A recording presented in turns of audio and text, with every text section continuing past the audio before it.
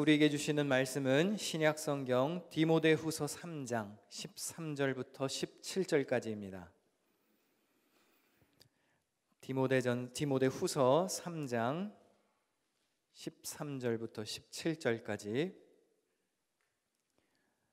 한 절씩 교독하시고 17절은 함께 읽도록 하겠습니다. 디모데후서 3장 13에서 17절입니다. 제가 먼저 13절 봅니다.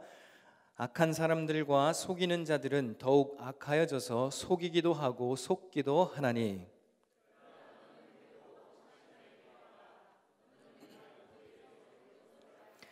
또 어려서부터 성경을 알았나니 성경은 능히 너로 하여금 그리스도 예수 안에 있는 믿음으로 말미암아 구원에 이르는 지혜가 있게 하느니라.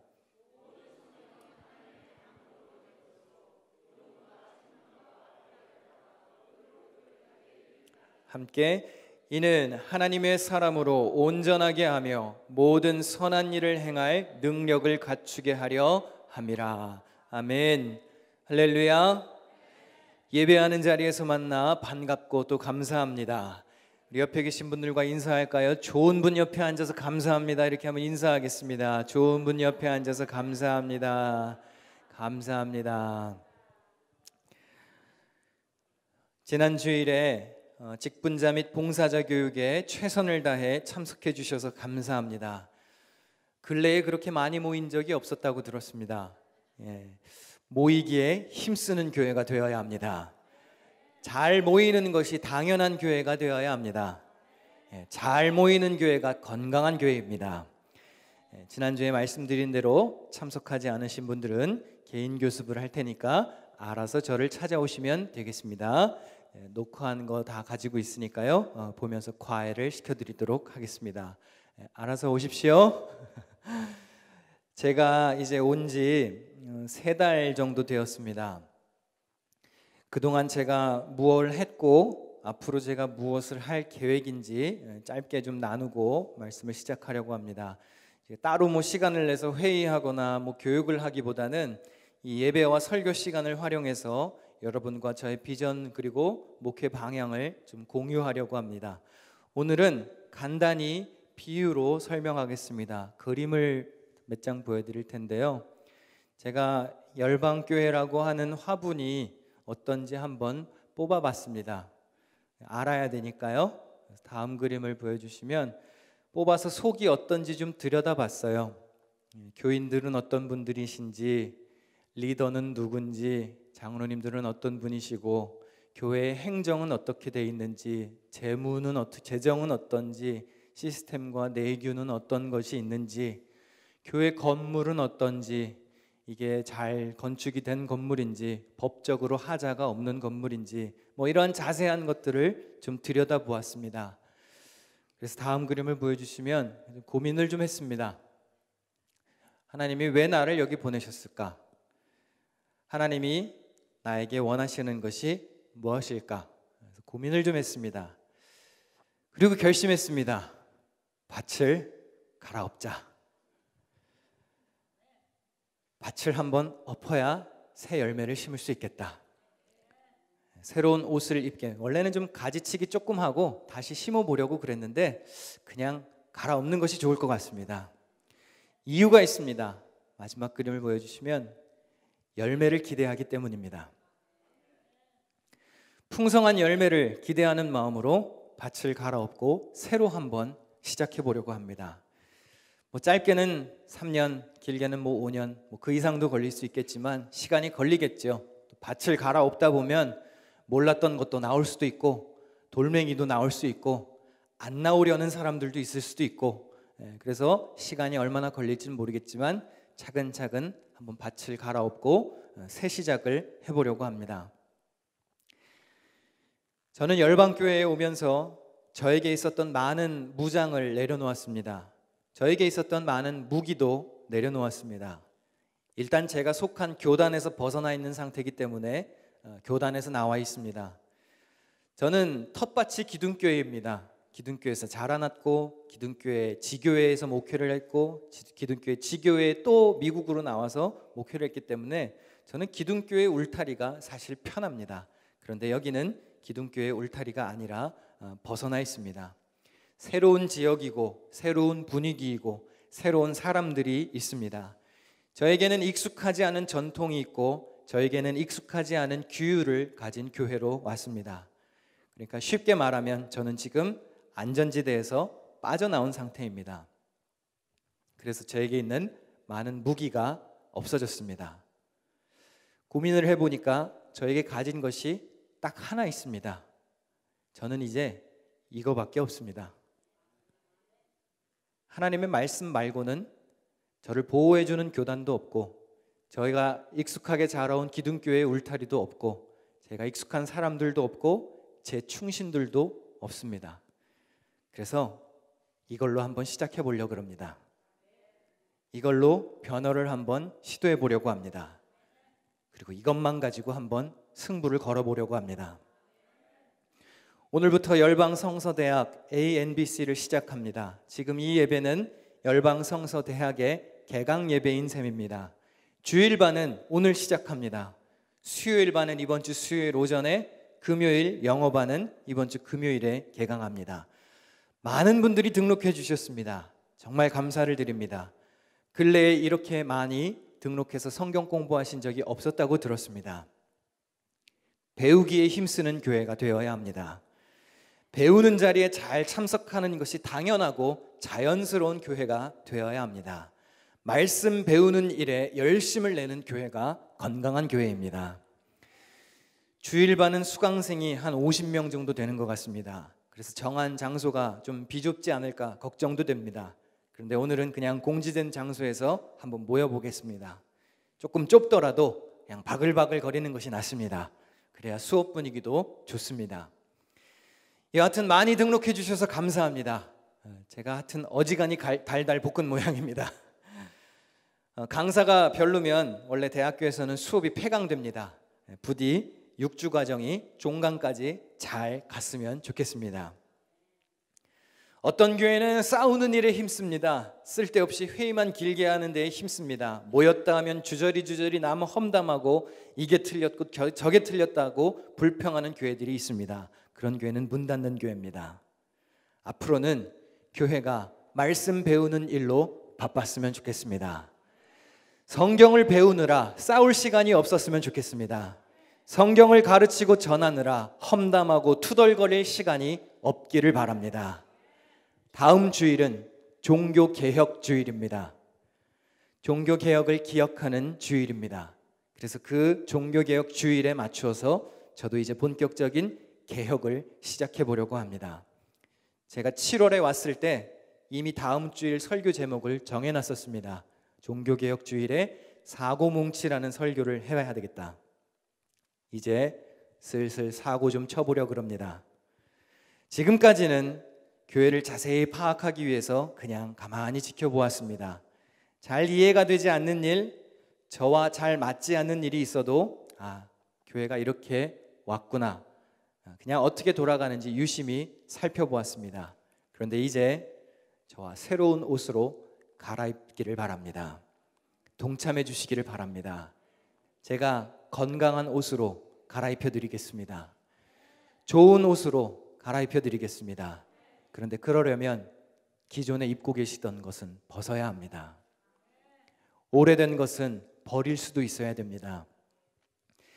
11월 10일에 전교인 대청소를 하자고 그랬습니다. 그때 해야 할 일은 간단합니다. 안 쓰는 거 버리면 됩니다.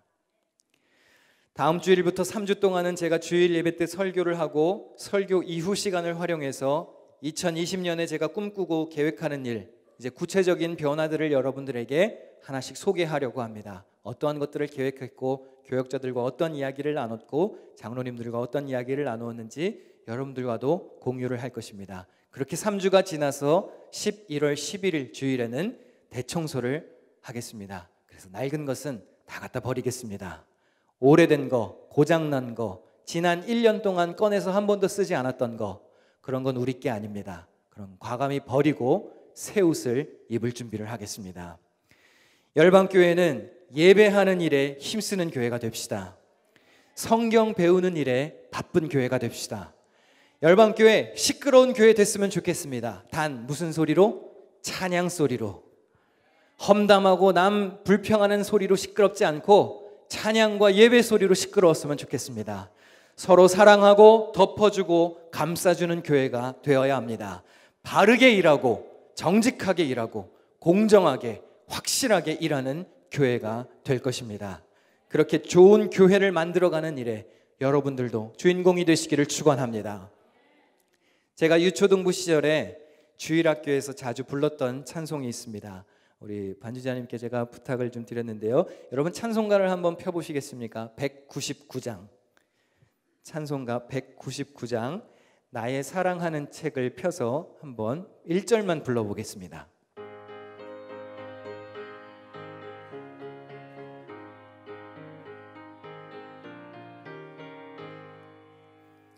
나의 사랑하는 책, 비록 헤어졌으나 어머님의 무릎 위에 앉아서 재미있게 듣던 말, 그때 일을 지금도 내가 잊지 않고 기억합니다. 귀하고 귀하다 우리 어머님이 들려주시던 재미있게 듣던 말, 이 책 중에 있으니 이 성경 심히 사랑합니다. 제가 주일학교 때 자주 불렀던 찬송인데요. 거기 찬송가의 1절 가사를 한번 보시겠습니까? 앞부분에 나의 사랑하는 책 비록 헤어졌으나. 자, 여러분 찬송가를 한번 보세요. 거기서 헤어지다가 어인가요? 아인가요? 해자가 어이라고 돼 있는 사람 손 들어보세요. 그런 분이 안 계실 텐데. 아이로 돼 있죠? 이게 헤어지다, 그럼 빠이빠이 하고 헤어질다 할 때 그 헤어지다가 아니고 무슨 의미예요? 달아 없어졌다는 소리죠. 저는 처음에 이게 오타인 줄 알았어요. 그래서 제 찬송가에 오타가 났구나. 그리고 다른 찬송가를 봤는데 헤어졌으나가 맞는 가사더군요. 달아서 낡았다는 뜻입니다. 나의 사랑하는 성경책이 낡았다는 의미예요. 이 찬송가를 작사한 사람은 어머니와 이별한 헤어짐을 아쉬워하는 것이 아니고요, 달아서 낡은 책이 되기는 했지만 하나님의 말씀인 성경을 사랑한다고 고백하는 겁니다. 그리고 그 낡은 성경책 안에는 어린 시절 어머니가 들려주시던 성경 이야기의 추억이 있다는 것을 노래하고 있습니다. 다시 말하면 말씀을 즐겨 들었던 추억이 있는 사람이 작사한 곡입니다. 한 가정에서부터 부모에게 물려받은 신앙의 유산, 성경 말씀을 듣는 즐거움, 그 하나님의 말씀이 귀하다는 것을 노래하고 있습니다. 그런데 안타깝게도 이 찬송가는 제 생각에는 멸종 위기의 찬송가입니다. 자녀가 있으신 어머니 혹은 아버지들에게 한번 여쭙겠습니다. 여러분의 자녀들이 후에 자라나서 자기 어머니 혹은 아버지를 기억하며 이 찬송가 부를 수 있을까요? 성경 말씀을 들려주시던 어머니와 아버지를 추억하며 귀하고 귀하다 우리 어머니가 혹은 아버지가 들려주시던 찬송할 수 있을까요? 우리 후손들이? 부모에게 성경에 대해서 들은 적이 없다면 못 부르겠죠. 자녀들에게 한번 여쭙겠습니다. 여러분의 성경책은 닳고 해지도록 읽혀지고 있나요? 몇 년째 성경책이 새로 산 것처럼 깨끗한 분들도 계시죠? 볼 때마다 그렇게 깨끗할 수가 없잖아요. 새 것처럼. 시대가 좋아졌습니다. 문화가 세련되졌습니다. 그러나 말씀을 사모하는 사람들은 적어지는 것 같습니다. 스마트폰만 켜면 성경책이 있습니다. 근데 그렇다 그래서 그 말씀이 우리 마음에 가까운 것은 아닙니다. 호세아에 보니까 이런 말씀이 있는데요, 같이 한번 4장 6절을 읽어보겠습니다. 시작. 내 백성이 지식이 없으므로 망하는도다. 네가 지식을 버렸으니 나도 너를 버려. 6장 6절도 함께. 나는 인애를 원하고 제사를 원하지 아니하며 번제보다 하나님을 아는 것을 원하노라. 번제가 오늘날로 치면 무엇이겠습니까? 이 예배입니다. 예배가 귀하지 않다는 것이 아닙니다. 하나님이 말씀하시는 건 뭐냐면 이렇게 예배 드리고 나서 돌아가서 세상에 살아도 하나님을 모르는 사람처럼 살면 무슨 소용이 있냐는 거예요. 4장 6절에서 지식, 6장 6절에서 아는 것, 이 두 단어는 히브리어로 똑같은 단어입니다. 이해력, 지혜, 지식이라고 하는 단어입니다. 무슨 말이죠? 이스라엘 백성들이 하나님을 몰라서 망한다는 겁니다. 이 용어의 근원이 되는 단어는 알다라는 뜻입니다. 단순히 머리로만 아는 정보를 말하는 것이 아닙니다. 하나님의 뜻을 온전히 받아들이고 삶의 자리를 송두리째 뒤바뀌게 만드는 그런 전인격적인 알을 말하는 것입니다. 쉽게 말하면 뼛속까지 하나님을 아는 지식을 말하는 것인데 이스라엘 백성들이 그 지식이 없어서 망한다는 겁니다. 그렇다면 망하지 않으려면 하나님을 알아야 되는데 우리가 어떻게 하나님을 알 수 있겠습니까? 주님이 주신 말씀을 통해 알 수 있습니다.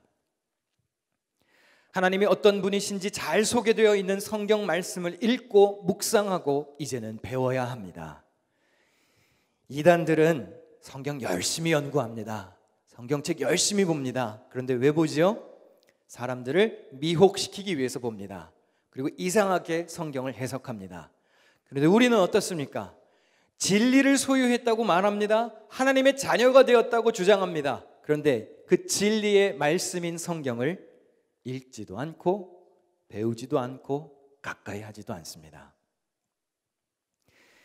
저는 이제 교회가 더 체계적으로 성도들을 양육하고 훈련시키는 배움의 장을 열어야 한다고 생각하는 사람입니다. 여러분 자녀들 학원 보내시죠? 외국어 학원, 수학 학원, 자격증 따는 학원을 보내시죠? 성도들도 이제는 수시로 성경을 배울 수 있게 교회가 더 전문적인 기회를 마련해야 합니다. 어떤 교수님은 어렸을 때 아버지가 용돈을 주시면서까지 성경을 읽게 했답니다. 여러분 자녀들에게 성경을 읽히십니까? 용돈을 주시면서라도 읽게 해야 합니다. 왜 아멘이 없어요? 자녀들에게 용돈을 주시면서라도 한 절 읽을 때마다 1불 이렇게 돈을 걸어서라도 읽게 해야 합니다. 성경을 읽고 구원받는 것이 낫지, 그렇잖아요? 지난주에 저희 아버님 오셔서 교육 때도 말씀하셨지만 저희 아들 녀석이 이제 3살 반 됐는데요. 좀 있으면 4살인데 성경 암송을 시작했습니다. 그래서 암송 한 구절 할 때마다 저희 아내에게 상금 100불이 가기로 했어요. 그래서 지금까지 3구절을 외웠습니다. 300불을 타게 생겼는데요. 이게 좋은 겁니다. 근데 자녀들에게 성경을 교육시키면 나타나는 효과가 뭔지 아시나요? 부모가 교육이 됩니다. 암송을 시키면서 결국엔 부모도 외우게 됩니다. 부모도 덩달아 말씀을 가까이 하게 되더라고요.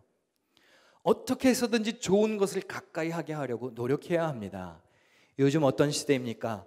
음식도 원산지 따져가며 먹습니다. 이게 중국에서 온 재료냐 한국에서 온 재료냐 좋은 것을 먹으려고 따지는 시대입니다. 근데 여러분이 공급받는 영의 양식은 어떻습니까? 말씀의 원산지 궁금하시지 않으십니까? 보화와 같은 하나님의 말씀을 더 깊이 있고 세밀하게 배우고 싶지 않으십니까?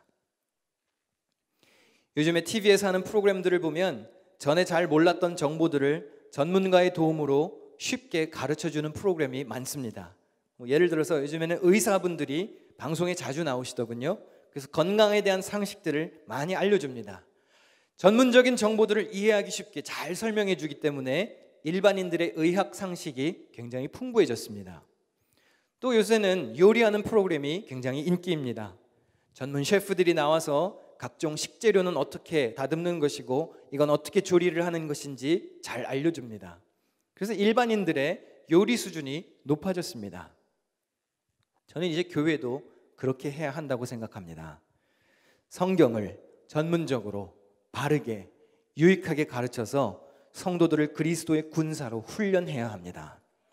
교회와 목회자들이 이 일에 더 신경을 써야 합니다. 목사가 어떤 사람인가요? 목회자, 목회자가 뭐 하는 사람이죠? 양떼를 돌보는 사람입니다. 양떼를 잘 돌보려면 적어도 제 생각에는 두 가지가 있어야 됩니다. 첫째는 양떼를 사랑하는 마음이 있어야 됩니다. 둘째는 그 양을 잘 보살피기 위해 전문성이 있어야 됩니다. 목사는 하나님의 마음으로 양떼를 사랑해야 합니다. 적어도 자기가 목회하는 교인들에게 관심이 있어야 돼요. 저는 매주 예배부에서 올라오는 그 예배 출석부를 받습니다. 그래서 교인 중에 누가 오늘 예배에 못 오셨는지 참석을 하셨는지 확인을 합니다. 그리고 주중에 가급적이면 안 오신 분들에게 전화를 합니다. 물론 제가 다는 못합니다. 그런데 웬만하면 다 하려고 노력합니다. 예배 때 안 오셨는데 어디 편찮으신가요? 교회에서 자주 뵙기를 원합니다. 연락합니다. 여기도 제 전화 받으신 분들 계실 겁니다. 그렇죠? 그런데 끝까지 전화 피하는 사람들도 있어요. 그럼 어떻게 하죠? 또 합니다. 안 받으면 문자 남깁니다. 왜 이렇게 하는 건가요? 적어도 제가 목회하는 교회의 성도들이 예배에 잘 참석하는지 관심을 가지려고 하는 겁니다. 이제 제가 어느 정도 뉴욕에 정착을 해서 슬슬 교인들 신방도 하기 시작했고 면담도 하기 시작했습니다. 유스 학생들 있죠? EMI들은 제가 1대1로 만나기 시작했습니다. 그래서 1시간씩 앉혀놓고 밥 먹이고 차 마시면서 어쩔 때는 2-3시간씩 만나기도 해요. 그래서 사먹이고 있습니다. 적어도 제 주머니에 애들 밥 사줄 돈은 좀 넉넉하게 있어야 되겠더라고요. 그래서 왜 만납니까? 아이들? 만나서 뭐 하는 거죠? 애들에게 관심을 갖는 거예요. 적어도 내가 설교하는 대상이 누군지는 알아야 될 것 아니겠습니까? 한 번에 많이는 못 만나고 한 주에 한 가정 혹은 두 가정 이렇게 만나려고 애쓰고 있습니다. 저도 연락하겠지만 여러분도 더 찾아와 주십시오. 찾아와 주십시오. 신방을 요청하셔도 좋고 어디서 커피를 마셔도 좋습니다. 제가 목회하는 성도들이 어떤 분인지 알고 싶습니다. 더 잘 알고 사랑에 관심을 드리고 싶습니다. 이렇게 일주일에 한 번씩 멀리 앉아가지고 만나는 거랑 그래도 한 번 만나서 대화하는 거랑 확실히 다릅니다. 만납시다. 차 한잔 합시다. 식사도 하면 더 좋고요. 서로 알아갔으면 좋겠습니다. 목사는 사랑하는 마음뿐만 아니라 전문성도 갖고 있어야 합니다. 특별히 목사는 성경에 능통해야 합니다. 말씀을 잘 전하고 가르치는 일에 전문성이 있어야 됩니다. 제가 어떤 한 기사를 읽어보니까 사람들이 교회에 처음 오게 되는 계기가 아는 사람의 권위로 오는 경우가 52%로 가장 많더라고요. 그러니까 여러분, 일단 와보라고 권하는 게 중요합니다. 미디어가 발달했죠. 인터넷 홈페이지도 있고 유튜브 홈페이지도 있고 페이스북도 있고 다 좋은데 아직까지도 교회에 처음 오는 사람들 절반 이상이 어떻게 와요? 권해서 오는 거예요. 여러분 권하시기를 바랍니다. 어떻게 권해야 됩니까? 와 보세요. 우리 교회 와 보세요. 초대할 수 있어야 됩니다. 다음 주에 이제 우리 교회에서 음악회도 하는데요. 그때도 권하시는 거예요. 일단 사람이 와봐야 됩니다. 할렐루야. 권하시기를 축복합니다. 그런데요, 어떠한 이유로든지 교회에 처음 왔어도 그 교회에 처음 온 사람이 그 교회에 정착을 하려면 뭐가 가장 큰 요인인지 아십니까? 목사의 설교입니다. 설교입니다. 설교. 무슨 말이죠? 여러분 결국엔 이거예요. 결국에는 말씀입니다. 결국에는 말씀이 좋아야 교회에 오는 겁니다. 제가 아무리 다른 일로 바빠도요, 설교 준비하고 성경 말씀을 가르치는 일로 준비하는 것에 절대로 타협하지 않는 이유가 있습니다. 쉽게 얘기하면요, 막말로 목사는 설교로 승부를 거는 겁니다. 교회는 말씀이 살아있어야 부흥하는 것입니다. 건물이 시설이 아무리 좋고 프로그램이 아무리 잘 갖추어져 있고 목사의 스펙이 아무리 화려하고 저 사람의 성품이 아무리 좋아도 결국에는 말씀이 좋아야 교회에 오는 겁니다. 그래서 열방성서대학 하자는 거예요. 양질의 말씀을 교육하는 것이 저의 평생의 소원입니다. 사도행전 8장에 보면 초대교회의 지도자 중 하나였던 빌립이 에티오피아 내시를 만나는 장면이 나옵니다. 이 내시가 이사야 선지자의 글을 읽고 있었습니다. 그런데 빌립이 가까이 다가가서 이렇게 질문합니다. 읽는 것을 깨닫느냐? 여러분들도 뭐 버스 타고 가거나 기차 타고 가거나 길거리에서 누구 사람 만났을 때 그 사람이 뭐 성경책을 읽고 있거나 뭐 교회 주보를 가지고 있으면 저 사람도 교회에 다니나 보다, 왠지 모를 동질감이 느껴지시죠? 그런 것과 비슷했나 봅니다. 그래서 빌립이 가까이 가서 물어보는 거예요. 말씀을 읽으시는군요. 깨달으십니까? 지금 보고 계시는 말씀이 이해가 되십니까? 라고 물어봤는데요, 그 내시의 대답이 제 인생을 바꾸어 놓았습니다. 그 내시의 대답을 한번 같이 읽어볼까요? 시작. 지도해주는 사람이 없으니 어찌 깨달을 수 있느냐. 말씀을 보고 있기는 한데 아무도 나를 지도해주지 않아서 무슨 말인지 잘 이해가 안 갑니다. 제 옆에 오셔서 좀 가르쳐 주시겠습니까? 그래서 빌립이 말씀을 해석해 줍니다. 그리고 그 자리에서 세례를 베풀었습니다. 제가 이 말씀을 읽다가 머리를 한 대 얻어맞은 것 같았습니다. 20대 중반에 내가 이 길을 가야 하는가, 목회자가 꼭 되어야 하는가 치열하게 고민하고 있었던 때에 이 말씀이 저의 마음을 쳤습니다. 교회 안에 이런 사람들이 얼마나 많겠는가. 말씀을 보기는 보는데 이해를 하지 못하는 사람, 교회에 오기는 오는데 깨달음이 없는 성도, 기도를 하긴 하는데 생명력이 없고 찬양을 하는데 방향이 잘못되어 있고 성경책을 들고는 다니지만 진리는 소유하지 않은 사람, 이런 답답해하는 교인들이 많이 있겠구나. 그래서 양질의 말씀을 바르게 교육시켜야 할 필요성을 느끼게 되었습니다. 지도해주는 사람이 없으니 어찌 깨달을 수 있겠습니까? 그래, 내가 지도해주는 사람이 되어야 되겠다. 그걸 교회와 목회자가 해주지 않으면 누가 하겠습니까? 여러분, 이제는 배워야 합니다. 개인적으로 말씀을 읽고 묵상하는 것은 기본입니다. 그런데 흔들리지 않고 바르게 신앙생활을 하려면 이제는 노력해서 배워야 합니다. 배우십시오. 등록하십시오. 열심히 가르치겠습니다. 바르게 가르치겠습니다. 이 ANBC 등록 현황을 봤더니 참 마음에 감동이 되었습니다. 정말 많이 등록해 주셨습니다. 장로님들, 안수집사님들, 권사님들은 거의 다 등록하셨더라고요. 감사합니다. 제 말을 잘 들어주셔서 감사합니다.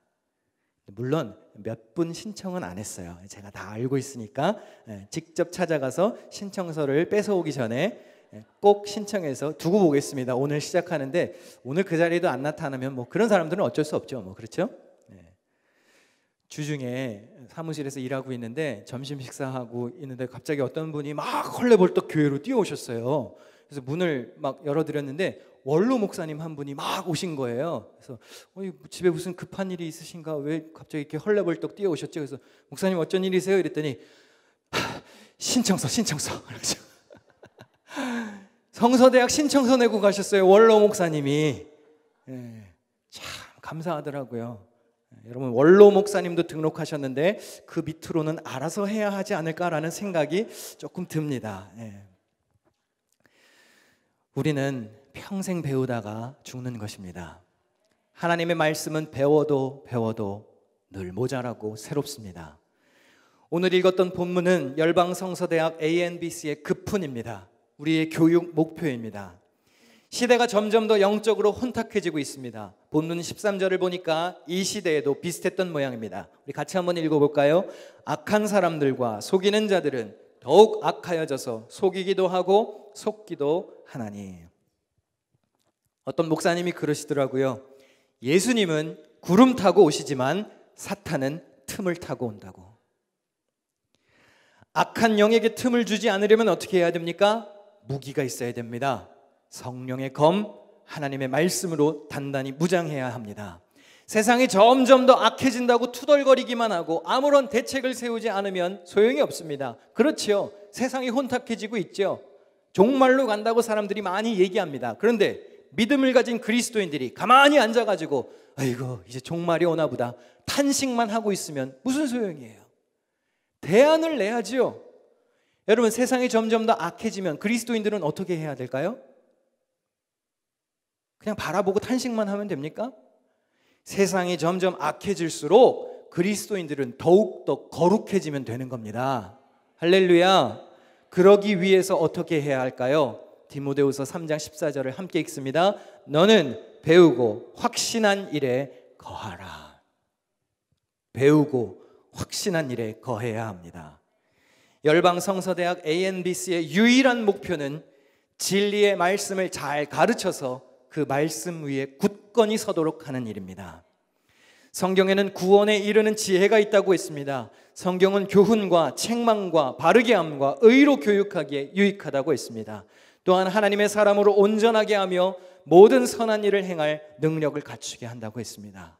이렇게 좋은 하나님의 말씀을 가까이 하는 일에 여러분 모두 최선을 다하는 성도들이 되시기를 축원합니다.